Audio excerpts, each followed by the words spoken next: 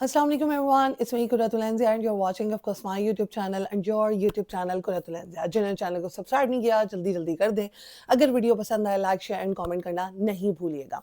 अच्छा जी, थंबनेल आपने देख लिया, उस हवाले से बात होगी। पहले तो मैं आप तमाम लोगों को ये कहना चाहती हूँ कि हर इंसान का अपना अपना एक रिश्ता होता है जो उस वो रिश्ते में बंधा हुआ होता है।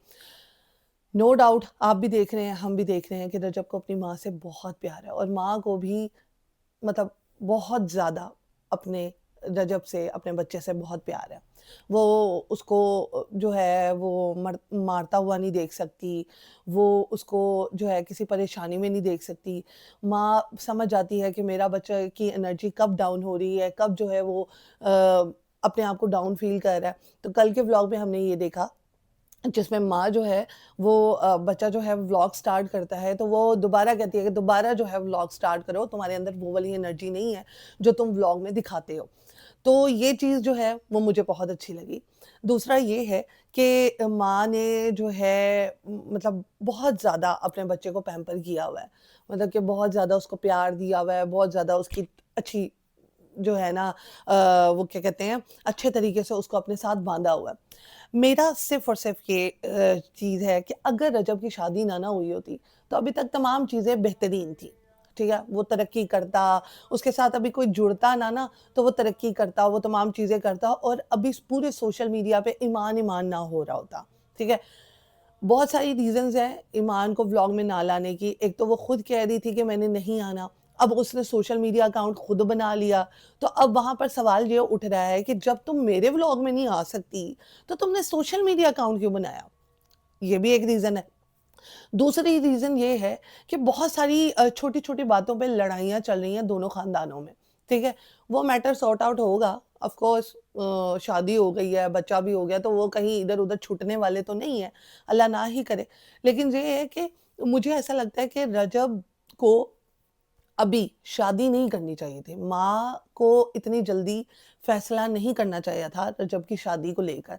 क्योंकि शादी के बाद बहुत बड़ी ज़िम्मेदारी होती है एक शादी, जिसमें आपको अपनी बीवी को भी साथ लेके चलना पड़ता है, अपने माँ-बाप को भी साथ लेके चलना पड़ता है, अपने पूरे ख़ानदान को साथ लेके चलना पड़ता है।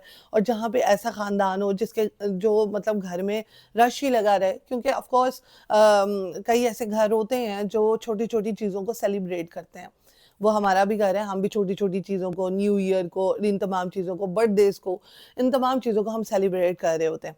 तो रजब जैसे इंसान को जो है शादी नहीं अभी करनी चाहिए थी। पहले उसको अपना तमाम करियर देखना चाहिए था, क्योंकि मर्द की ना शादी की एज़ सच कोई उम्र नहीं होती है। मतलब वो 30 का भी हो जाए, 35 का भी हो जाए, शादी हो जाती है। दोनों की हो जाती है, मर्द की भी, औरत की भी, ठीक है? चाहे वो किसी आंटी से हो, चाहे वो किसी अंकल से हो, चाहे वो किसी बड़ी उम्र वाले इंसान से हो जाती है शादी। लेकिन ये है कि अगर आप एक यूट्यूबर हैं, ठीक है? आपके घर में ऐसी गैदरिंग होती है, आप अपनी माँ से बहुत प्यार करते हैं, माँ भी आपसे बहुत प्यार करती है, माँ आपको अपने हाथों से खाना खिलाती है। तो यहाँ पर जो चीज़ बनती है वो यही सोच में आता है कि अगर अभी जो है रजब की शादी ना हुई होती तो कुछ मामलात और होते। लोग जो हैं रजब के साथ बहुत ज़्यादा अटैच होते। अभी रजब की अटैचमेंट जो है लोगों के साथ बढ़ चुकी है। कई जो दो तरफ़ा हो चुकी है। एक तो ईमान के साथ और एक जो है रजब के साथ। अगर रजब और ईमान को लोग जो है वो अब इकट्ठे देखना चाहते हैं क्योंकि शादी बहुत ज़्यादा धूम-धाम से मनाएगी। शादी में ये ट्रेंड सेट किया गया कि पैसे बहुत ज़्यादा निछावर करने हैं और बहुत सारे लोगों ने इस ट्रेंड को कॉपी भी किया, ठीक है? लेकिन वही बात आ जाती है कि अब जो व्लॉग है वो 2 ऑडियंस के बीच में बँट रहा है। नीचे कमेंट्स पे कमेंट्स आ रहे हैं कि ईमान क्यों नहीं आई, ईमान क्यों नहीं आई, ईमान कहाँ पर है? अब ये लेटेस्ट बर्थडे हुई है रजब की जो कि जिसमें सारे दोस्त भी हैं, ग़ज़ल भी है, ठीक है? और बाकी सारे लोग भी हैं, माजी भी हैं, वहाँ पर ईमान को नहीं देखा गया।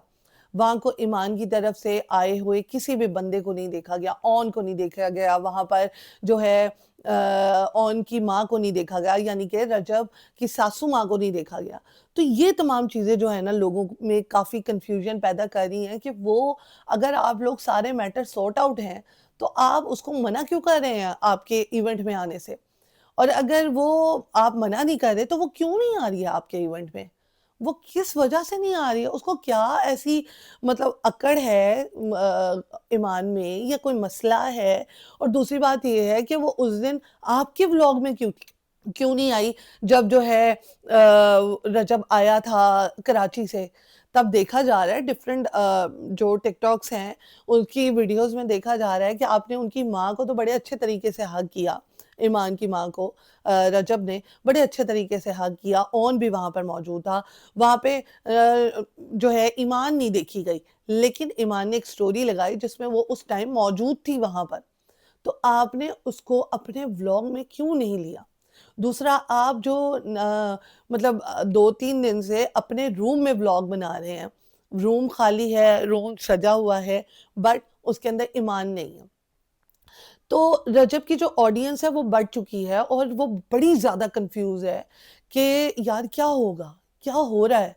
मुझे ऐसा लगता है कि रजब जो है वो धमाकेदार एंट्री करेगा आफ्टर शादी। शादी के बाद रजब जो है वो किवान का हकीका भी करेगा, ईमान को घर भी लेकर आएगा, मतलब ये तमाम चीज़ें वो चलती रहेंगी, सॉर्ट आउट होंगी ये तमाम चीज़ें।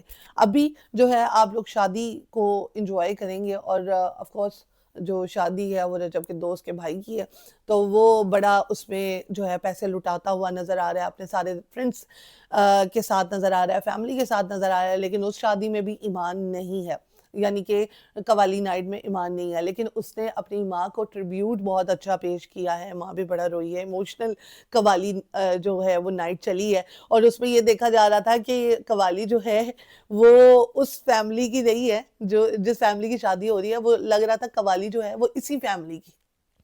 ये फैमिली बाजी ले गई क्योंकि उसने अपनी माँ को इनवाइट किया, फिर जो है वो बड़ा इमोशनल जो समा था वो वहाँ पर बन गया।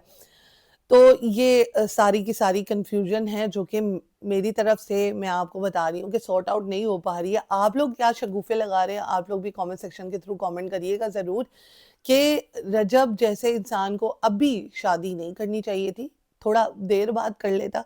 लेकिन ये है कि बाद में तो हो ही जानी थी, मर्दों की तो शादी हो ही जाती है, औरतों की भी हो जाती है।